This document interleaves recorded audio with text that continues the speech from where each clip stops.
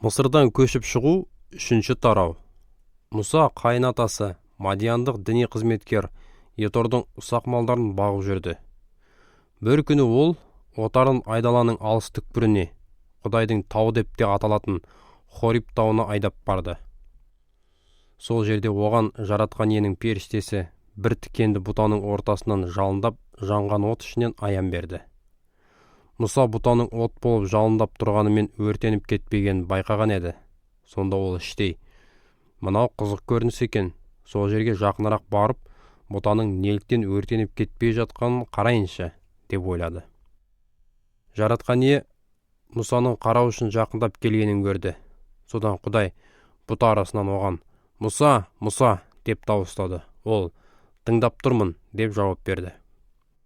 Құдай «Мұнда жақындама, аяқ киіміңді шеш, сен тұрған осы жер киелі» деп бұйырып, «Мен әкеңнің Құдайымын, әрі Ыбырайым, Ысқақ және Жақыптың Құдайымын» деді. Мұса оған қарауға дәті бармай, бетін жауып алды. Жаратқан ие, мен халқымның Мысырда шеккен жәбіріне назар аударып, олардың айдаушыларынан қаналып, қинала айқайлағандарына құлақ салып келемін. Олардың көрген азаптарын түгел білемін. Сондықтан мен халқымды мысырлықтардың қолынан азат ету үшін көктен түстім. Оларды Мысырдан алып шығып, қанахандықтар, хеттіктер, аморлықтар, перездіктер, хефтіктер және ебустіктер қоныстанған елге бастап алып барамын. Сол елдің жері шұрайлы, кең байтақ, ағы мен балы ағыл-тегіл мол. Енді мынаны біліп қой. Израильдіктердің қинала айғайлаған дауыстары құлағыма жетіп, мен мысырлықтардың оларды аяусыз қанағандарын көріп тұрмын. Кәне, жүр, мен сені перғауынға жіберемін. Сен халқым Израильді Мысырдан бастап алып шығасың, деп бұйырды. Ал Мұса Құдайға, перғауынға барып, Израильдіктерді Мысырдан алып шығатындай соншама мен кіммін, деп жауап қайырды. Құдай, мен саған жар боламын. Сен халықты Мысырдан алып шыққан соң, сендер маған осы таудың маңында ғибадат ететін боласыңдар. Сені өзім жібергендігімнің дәлелі сол болмақ, деді. Ал Мұса Құдайға, енді мен Израильдіктерге барып, мені ата-бабаларыңның Құдайы сендерге жіберді десем, олар менен оның есімі кім деп сұрайды ғой. Сонда не деп жауап беруім керек, деген сұрақ қойды. Құдай оған былай деп жауап қатты. Мен мәңгі бар болушымын. Израильдіктерге мәңгі бар болушымын деген мені сендерге жіберді деп айт. Құдай сөзін жалғап тағы былай деді. Израильдіктерге мынаны да айт.